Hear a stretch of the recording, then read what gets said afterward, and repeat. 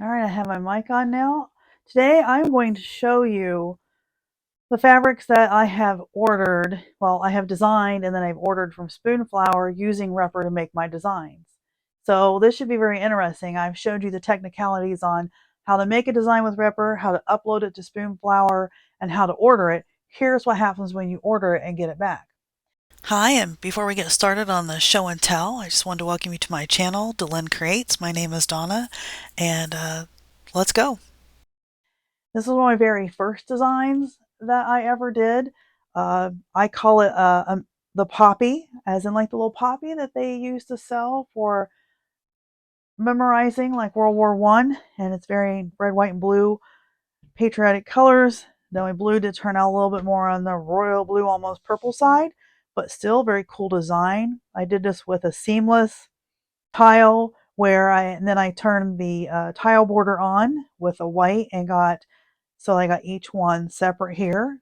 Another one that I have, early ones that I did when I was playing around with this is one of those tartan type of, I call it a plaid. I think it's just called a tartan tile. I'll have to look that up just to be certain. But a pink and gray. I do not remember what my original um, image was with this on what I did to create this. I just know I really, really liked it and had to have some. And these are all back from when Spoonflower used to make you order your samples to proof it before they came up with the digital online version of proofing. It makes it so much easier to proof and faster to get your images, your designs up for sale, but you don't have that tactile. I mean, if you're a fabric person, I love fabric, so I love buying different fabrics. And when I first joined Spoonflower a long time ago, I didn't do it for designing. I did it for buying. And I realized, I've worked in the craft industry for years. I don't currently. I transitioned to education, but I still have that in my blood. And I was like, I can design. I've been around designers. I helped design things when I was writing and coming up with the instructions, writing them how for people to make. So this is just a natural transition for me. I've written blogs in the past. So I just continue to do things that I really like to do to make my life a little more interesting. Here's another design that I did. This is the duotone color option that you can have on there. And the one thing I did want to let you know about is when you get your fabrics back, they do give you the design number, which is, I think, your order, that more or less an order number when you design your fill in image. And they tell you what fabric that you've used, which I've ordered all Petal Signature Cotton. I might have a poplin somewhere along here, but I'm not sure. Uh, Scan code, I'm sure that's for them when they're creating it. And also, I think they used to put your name on there. I don't see my name on there anymore. Maybe they don't do that anymore. But this is a fat quarter. I ordered a fat quarter of this one. I'm sure it was on sale because every once in a while they put fat quarters like 40% off. Okay, so this came from the same image. I do know this. See, it says designed by, and it used to have my name right there. It doesn't have it anymore. And it's Filiard and it's custom printed. Again, Petal Signature Cotton. This actually, I ordered this one. I hadn't gotten a sample of this, so I went ahead and threw it on this Filiard. But I did it mostly because I designed a collection with these colors, the oranges and the yellows, creams. So I got all these different designs on here. I really like this one. This really all looks like a quilt square in itself. That was pieced, but it's a print. And then one of the things I wanted to point out was this one is a little bit fuzzy. Like maybe the DPI wasn't quite there. And sometimes that happens on some of the images just because of, if you're not using crisp. I've shown you in the other video the advantage of using just a design software to draw some shapes to give you more crisp, clean edges. Like this one has more crisp, clean edges over here, and I'm sure it's from the design I used. But for some reason, when I got to this and this particular tile that I chose, it came a little bit fuzzy. However, I do like it. I think it works. So depending on what I want to make with it.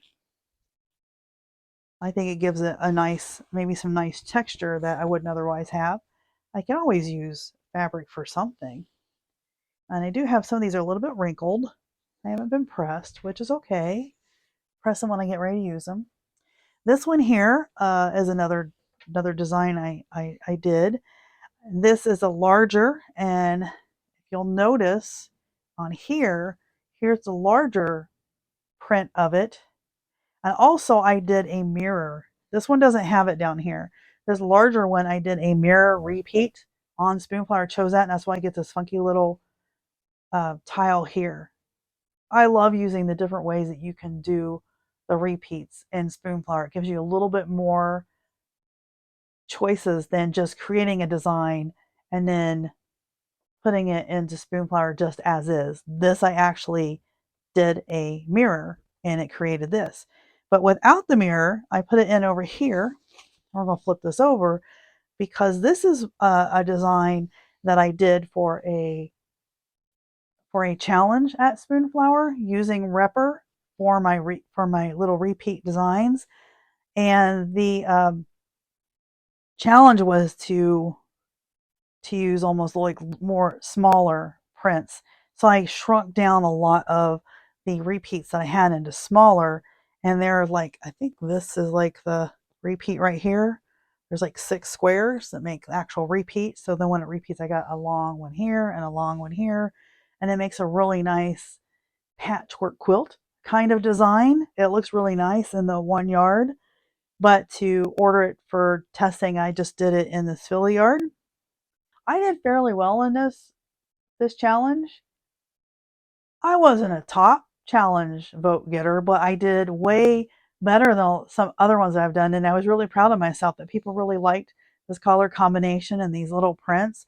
I feel like I met the challenge directions really well on this one. Sometimes I don't read the instructions right and I come up with something like, oh, I didn't really get what they were telling me to do.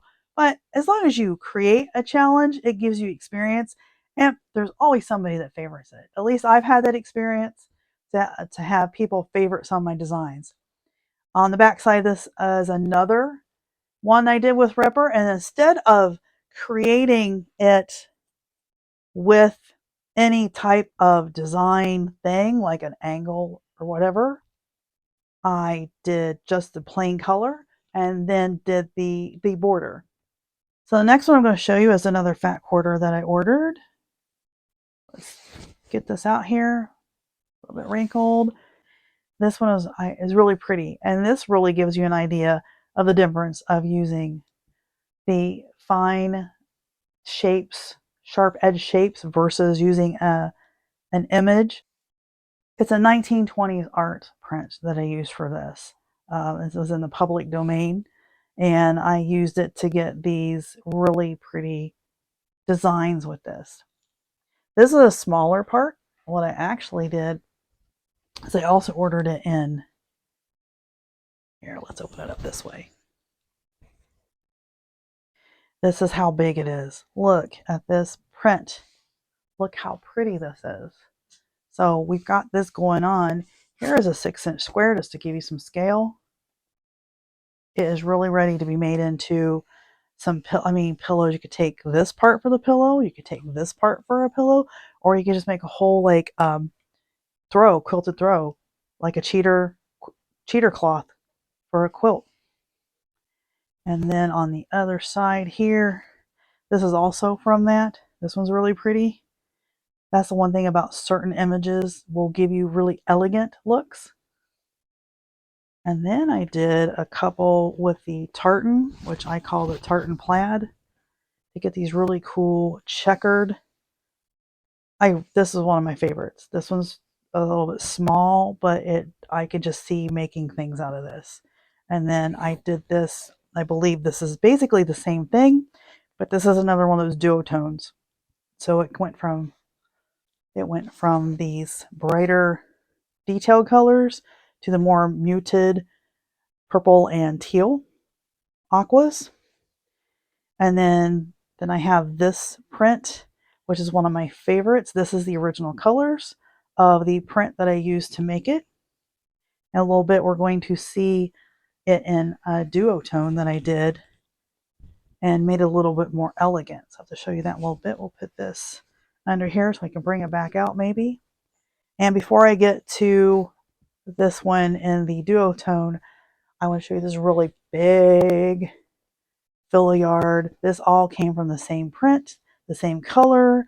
I didn't do any duotone. I didn't do any special effects. These are just straight out prints. This is that bow tie that we talked about when we were making the tiles in Repper, the bow tie. Here's another bow tie. See how just changing where you are on your print, how it changes. Another bow tie over here. And then just some different, this one's really cool. And then this one I call like my film strip. Let's see if I can get it out here a little bit better to be seen in front of the camera. So it just came out with these little squares. It doesn't have squares in the original. It's just the thing that I chose made these squares, made little ladders. Again, a great little, you can always be in a piece of a quilt already looks like it's pieced together. So that's like a really big 1 yard filiard. So now let's get to the one that's like that, but in a darker color. So there's that one. Here it is in darks. That's a fat quarter I ordered.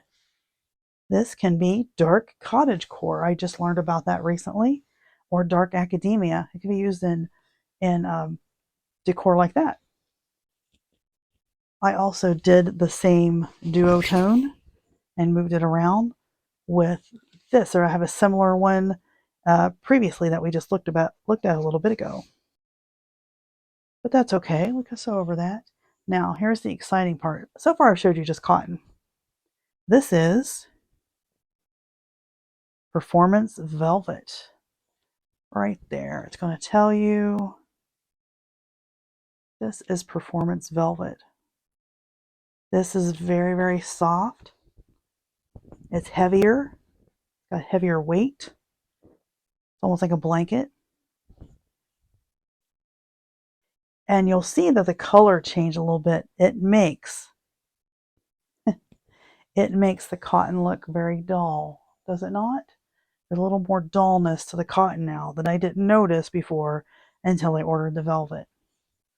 So it's always nice. It's great that you can order fat quarters from Spoonflower so you can get a feel of what the different fabrics are. I have some stuff that I've used fleece with, and I'll probably bring those out in a future episode just to let you get a look at the fleece and me oohing all over the softness of it. But yeah, that's the different things that you can get printed out. Those are just some of the samples I have. I have lots. I am a hoarder of fabric, collector. I do sew. I don't sew enough, but this excites me, like getting different fabrics that I can use.